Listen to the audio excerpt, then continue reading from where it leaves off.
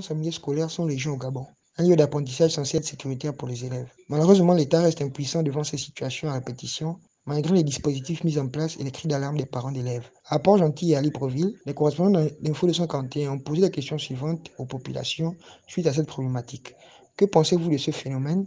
L'école gabonaise redeviendra-t-elle un jour un lieu sans danger pour les apprenants? Quelles suggestions pour remédier à ce problème de société qui fait chaque année bon nombre de victimes, souvent mortelles? Voici les réactions recueillies. C'est triste, mais que faire? C'est l'État qui est responsable de ça. Donnez du travail aux Gabonais et vous verrez comment les choses vont changer. Comment veux-tu concevoir que un parent qui n'arrive pas à nourrir son enfant, comment veux-tu qu'il éduque? Comment veux-tu qu'il éduque? Puisqu'il est au chômage, il n'arrive même pas à nourrir sa famille, à subvenir aux besoins de sa famille.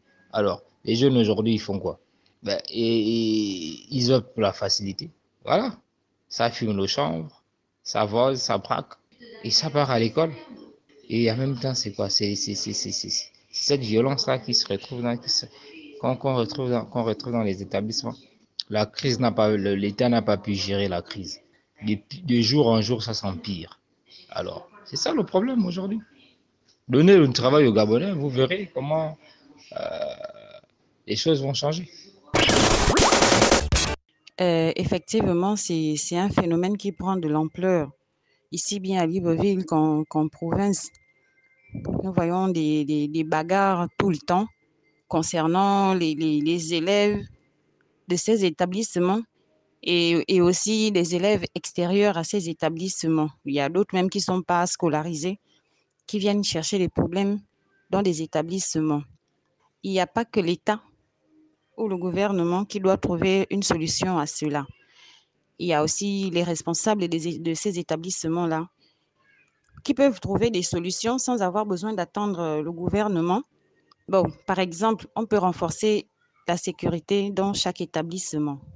Les proviseurs et censeurs peuvent s'engager à prendre des vigiles qu'on va poster devant chaque établissement pour empêcher aux personnes extérieures d'accéder d'y accéder et de causer des troubles. Maintenant, concernant les élèves qui font ce genre de choses, moi, je suggère qu'on les exclue définitivement en ayant déjà pris conscience ou connaissance du problème, de voir d'où ça vient, de voir qui a tort et ensuite appliquer une sanction sur ce dernier. On peut par exemple les exclure définitivement, convoquer les parents, ensuite les exclure définitivement. Maintenant, au niveau du gouvernement, on peut instaurer des lois du genre d'emprisonnement, parce qu'il y a des mineurs qui vont en prison. Voilà. Donc, on peut, je sais pas, mettre en place genre voter une loi pour des emprisonnements contre ces élèves-là qui font ce genre de choses. Parce qu'il y a certains qui sortent avec des blessures graves, d'autres qui meurent même. Et c'est pas bien. On envoie nos enfants à l'école, c'est pour apprendre, c'est pas pour ce genre de choses. Si on prend l'exemple de la vidéo qui circule en ce moment, on voit bien que l'une des filles elle ne voulait rien entendre. Elle, dans sa tête, elle voulait se battre. Et à la fin, c'est elle qu'on a frappée. Donc, une comme ça, c'est net l'exclusion. C'est net l'exclusion. Là, il n'y a même pas à négocier. Elle est partie à l'école pour apprendre, pas pour aller faire pas pour aller se battre. Nos enfants sont dans une mauvaise lancée et le gouvernement ne fait pas cas de cette situation-là parce que non seulement ils ne pensent qu'à eux-mêmes, ils ne pensent pas au Gabon de demain. Or, en négligeant tout cela, ils oublient que ce sont ces enfants-là qui feront le Gabon de demain. Ce sont eux qui feront le Gabon de demain. S'il n'y a pas d'enseignement, il n'y a pas d'éducation dans un pays, il n'y aura aucune relève. Le pays sera traîné à la mort parce que ces postes qu'ils occupent ne sont pas des postes à vie. Ils sont appelés à partir un jour, soit en retraite, soit à mourir. Donc, je crois que le gouvernement devait créer des associations, créer des mouvements de sensibilisation pour sensibiliser les élèves chaque année. Parce que si ça continue comme ça, dans les années à venir, nous allons retrouver par exemple des cas mortels. Donc le gouvernement n'avait qu'à prendre cette chose au sérieux et essayer de créer des campagnes de sensibilisation dans chaque établissement. Ou pourquoi pas mettre même certains officiers devant le portail des établissements, puisqu'ils ne font rien à part raqueter les 500 francs dans les rues. Ils n'avaient qu'à mettre certains officiers de police devant chaque établissement pour essayer de renforcer sur la sécurité des élèves. Moi, je pense que la violence en milieu scolaire est un problème qui n'a pas été traité à la source. C'est-à-dire que tous ceux qui prennent comme mesure les histoires de mettre les policiers dans les établissements et tout, ça c'est juste pour essayer d'encadrer le problème. Mais la source du problème est que la jeunesse gabonaise n'est pas, n'est pas suivie. Il n'y a qu'à voir, les gouvernements ne font aucun effort en ce qui concerne les loisirs des jeunes. C'est un problème majeur, c'est-à-dire que nous, ici, en Afrique, on considère que la distraction, c'est du superflu. Or, ça fait partie des besoins primordiaux dans l'épanouissement d'un être humain. Or, les gouvernements ne font rien pour ça. Pire encore, les élèves qui essaient de s'en sortir, on a plein de lois. On se demande si la loi est pour nous ou contre nous. Des histoires qui sortent sur d'abord l'enseignement qui n'est pas pris au sérieux, autant sur autant du point de vue des enseignants, c'est-à-dire des salaires et même les formations. J'ai l'impression que ce n'est pas ça. Enfin, je pense même pas que ce soit une impression. Donc, de base déjà, le gouvernement montre, même s'ils essaient de faire, de faire croire que au-delà de tout ça, ils essaient de se débattre, ils essaient de faire en sorte que les choses marchent. Ils ne traitent pas le problème à la source. Ils n'ont pas un souci réel de l'état des jeunes de notre société. C'est-à-dire que ce n'est pas leur problème réellement. Ils ne traitent pas le problème à la source. Ils font les choses en haut pour qu'on voit qu'ils aient fait quelque chose. Moi, je pense que pour remédier à ce problème, ils doivent se concentrer davantage sur les loisirs des jeunes. Si les jeunes ne sont pas épanouis, ils vont s'adonner à des choses comme l'alcool, la drogue et tout ça. Tout ça, c'est fait pour quoi? Pour se distraire. La preuve en est que le buzz qui est ressorti de cette vidéo-là, c'est pourquoi? C'est la même distraction. Là, les jeunes sont à la recherche d'un certain épanouissement, et pour ça, ils ont besoin de se distraire. Mais bon, vu qu'ils n'ont pas, de moyens sains de distraction à leur disposition, ils en créent, et pas forcément de la bonne manière. Pour remédier au problème, il faudrait déjà que l'État, et en particulier l'éducation nationale, pense à mettre en place, déjà pour les universités, une police de campus pour permettre qu'il n'y ait pas d'agression au sein de l'établissement. Peut-être que ça va pas régler, peut-être que ce n'est pas une solution une solution totale, mais au moins ça va permettre de réduire au moins les agressions au sein des campus et au même moment aussi dans les lycées. C'est pas une question de prendre la police, parce que bon, la police peut-être que c'est son rôle de protéger, ainsi de suite, mais s'ils peuvent créer l'éducation nationale un système, et puis ça, ce serait aussi une création d'emploi en même temps, un système au sein de l'établissement. Il n'y aura pas que des surveillants, des gens qui seront justement là pour gérer tout ça en fait. Voilà, pour gérer tout ça et voir au fur et à mesure ce que ça va donner. Si ça réduit le taux d'agression, si des agressions seront quasi inexistantes, que ce soit aux alentours des établissements et à l'intérieur des établissements. Et après aussi voir aussi le côté de nos barrières. Les barrières des établissements, certains établissements n'ont presque même pas de barrières. Donc il faut aussi voir aussi ce côté-là. Revoir les barrières, comment construire ces barrières, soit les mettre un peu plus hautes que celles que l'on voit maintenant. Voilà. Pour moi, pour ma part, je me dis que le gouvernement ne peut pas tout faire. Ils ont déjà essayé en mettant dans les établissements des personnes pour fouiller les sacs des enfants. On va fouiller les sacs des enfants. C'est pas ça qui va enlever la colère dans les cœurs des enfants. C'est pas ça qui va enlever la violence dans les cœurs des enfants. Je me dis que nous, les parents, on doit aussi jouer notre rôle. C'est pas à chaque fois qu'il y a un souci, le gouvernement, à chaque fois qu'il y a un souci, le gouvernement. Dans cette histoire, le gouvernement peut seulement contribuer, mais c'est à nous, les parents, déjà, de, de, de, de, de, de, de, de bien suivre l'éducation de nos enfants. Parce que certains me diront que qu'est-ce qui te dit que les parents n'éduquent pas bien leurs enfants? Mais si vous laissez déjà, vous savez que le cerveau d'un enfant, tout ce qu'il voit, il essaye. Et il grandit avec. Si bien que lorsqu'il devient adolescent, cette colère ou cette méchanceté, cette agressivité reste en lui. Parce qu'il a grandi avec ça. Nous laissons les enfants suivre des programmes à la télé. Il y a de ces dessins animés qui incitent à la violence. Il y a de ces films qui incitent à la violence. Il y a de ces jeux vidéo qui incitent à la violence. Un enfant qui commence à jouer aux jeux vidéo où on se bat, où on tue, à l'âge de 2 ans, 3 ans, il grandit. En même temps, il suit les dessins comme par exemple les Dragon Ball Z, il suit les dessins comme Naruto. C'est la violence. Il grandit avec. Quand il arrive à 15 ans, il devient un voyou, prêt à tuer l'autre, prêt à faire du mal à l'autre. Quand il arrive à 11 ans, il sait déjà dans sa tête que tu me provoques, je te fais du mal. Du coup, la violence est restée dans la tête de nos enfants.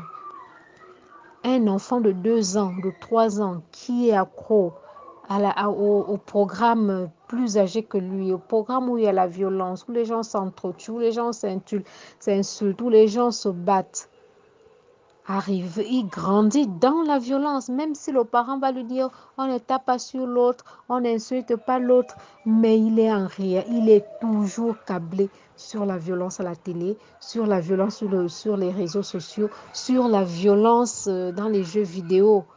Et bien du coup, il ramène tout ce qu'il voit dans toutes ces choses que je viens de citer, il ramène ça à la réalité. Voilà pourquoi un enfant de 10 ans, pour lui, ça ne lui dit rien de poignarder l'autre.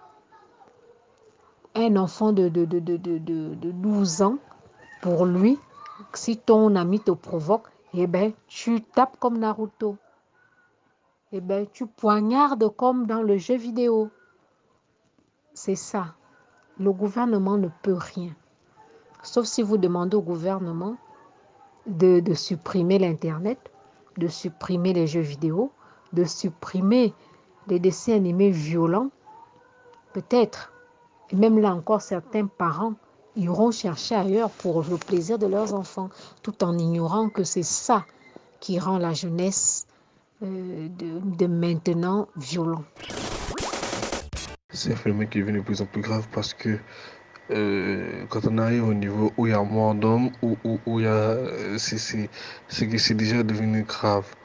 On a atteint un niveau où les apprenants viennent avec des armes blanches à l'école et ça prouve à suffisance que c'est devenu très très grave et c'est un problème sur quoi l'éducation nationale doit s'asseoir pour régler. Je pense que ce n'est plus possible parce que dans les écoles gabonaises, on ne pourra plus apprendre sans danger, mais on peut apporter on peut apprendre avec le minimum de danger possible. Donc, sauf que là, nous sommes déjà à un cas où le danger grandit, mais ce qu'on peut faire, c'est ralentir, mais on ne pourra pas l'arrêter parce que le monde aujourd'hui devient de plus en plus grave. Donc, forcément, ça va impacter le milieu éducatif. Mais ce qu'on peut faire, c'est d'essayer de ralentir au maximum ce phénomène. Comme on peut par exemple placer des agents de sécurité devant les établissements, dans les établissements et après quoi, peut-être 200 mètres des établissements pour la sécurité des apprenants parce que hormis le fait qu'il y a les élèves qui sont des bourreaux pour d'autres élèves, à l'extérieur aussi, il y a des gens qui sont des bourreaux pour des élèves qui sont dans les écoles. Donc, on doit mettre les agents de sécurité dans les établissements, devant les établissements et peut-être à 200 ou 250 mètres des établissements pour surveiller les apprenants. Vous savez, depuis un certain temps au Gabon, on avait instauré une loi où tu te bagarres dans un établissement, on t'exclut définitivement. Tu amènes un couteau, tu amènes un truc qui peut blesser l'autre, on t'exclut. Qu'est-ce que les parents font? Certains parents, je ne dis pas en général, mais certains parents, dès qu'on exclut son enfant pour violence à l'école, il prend son enfant tranquillement, il va inscrire dans un autre établissement. L'enfant, qu'est-ce que l'enfant va faire? Il est encouragé, il va continuer à faire la même chose parce qu'il sait que forcément ses parents vont aller le mettre ailleurs. Regardez un peu ce qui se passe en ce moment sur les réseaux sociaux, la bagarre de ces petites filles qui se sont battues. On a demandé de les exclure. Est-ce qu'elles sont conscientes de ce qu'elles ont fait? La preuve en est que les vidéos qu'elles font sur les réseaux sociaux montrent pour elles, c'est normal. C'est vraiment normal. Le gouvernement doit statuer réellement sur cette affaire. C'est pas une petite affaire. Nos enfants se font tuer dans les établissements par d'autres enfants. Un enfant, il y a des jeunes, des enfants de 15 ans, de 10 ans, de 8 ans, ils ne savent pas réellement ce qu'ils sont en train de faire. Pour eux, ils prennent ça pour un jeu. Mais c'est à nous, les parents, à nous, les gens de l'administration, de montrer aux enfants que ce n'est pas un jeu. Il faut montrer l'exemple. On en parle comme un buzz. Dès qu'aujourd'hui, deux enfants vont commencer à se battre, c'est des couteaux qui sortent. Ils s'entretuent. Vraiment, le gouvernement doit trouver une solution. C'est vrai, il crée des lois contre la violence contre les femmes. Il devrait aussi créer une autre loi pour les violences à l'école. Parce que normalement, on va fouiller les sacs des enfants pour trouver les couteaux, pour enlever les couteaux. Ils n'ont pas les couteaux seulement dans le sac. Ils les mettent partout, dans les chaussures, dans les slips. Ils les mettent partout. Et n'importe quoi qui est pointu est une arme pour ces enfants-là. Quel que soit l'objet, du moment où c'est pointu, ils peuvent utiliser les compas, les crayons, les stylos, les ciseaux et autres. Ils peuvent les utiliser. Il faudrait trouver une solution. Nous, à notre époque, quand on se bagarre, c'est vrai, les bagarres ont toujours existé, que d'autres personnes nous diront. Ça te donne un établissement, mais c'était toujours après l'école. À l'école, on était tranquille. C'est après les cours qu'on allait sur les terrains de foot ou bien derrière l'école ou bien on part quelque part et puis on se bat là-bas. Ça s'arrête là-bas. Et quand on était au lycée, c'était interdit de se battre en uniforme scolaire. Il y avait toujours des répercussions. Et nos parents, dès qu'on vient dire à un parent que ton enfant s'est battu, moi je me rappelle de mes parents, quand on vient leur dire que ton enfant s'est battu, ils te frappent. Ils te frappent bien. Et ils te disent à l'école, on ne se bat pas. Termine, tu attends la personne à la sortie de l'école. Vous discutez, vous bagarrez avec les mains. Pourquoi prendre des poignards? Pourquoi ceci? Moi, je me dis qu'il est temps vraiment que le gouvernement prenne une décision définitive par rapport à ça. Ça touche principalement les élèves, mais ça touche aussi le personnel administratif. Pourquoi? Parce que c'est pas seulement les élèves qui sont atteints par ça. Exemple, les braquages, les bagarres, tout ça touche un peu tout le monde. Et ça déconcentre aussi.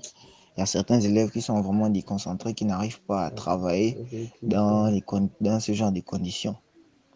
C'est vrai qu'il y a des mesures qui sont mises en place pour essayer de remédier à ce problème-là. Mais de ce qu'on voit, on remarque que les mesures en question ne sont pas efficaces, vu que ça certes réduit le nombre d'activités, Mais ça n'a pas fait disparaître le truc, ça n'a pas fait disparaître le phénomène. Donc, est-ce que l'école gabonaise redeviendra-t-elle... C'est possible que l'école gabonaise redevienne un endroit sans danger, mais pour cela, il faudrait que les parents, les professeurs, l'administration, mais aussi les élèves y mettent un peu du leur. Des campagnes, plus de campagnes de sensibilisation, plus on va dire des témoignages, c'est-à-dire les personnes qui ont été vraiment atteintes par ça, qui pourraient venir expliquer, expliquer les effets que ça a sur la vie des gens. Parce que les violences au milieu scolaire, ça, non seulement, c'est pas seulement ceux qui font ça, c'est leur scolarité qui est touchée et dans un sens leur avenir, mais ceux à qui ils font subir ça aussi sont touchés. Donc, et une personne représente sa famille.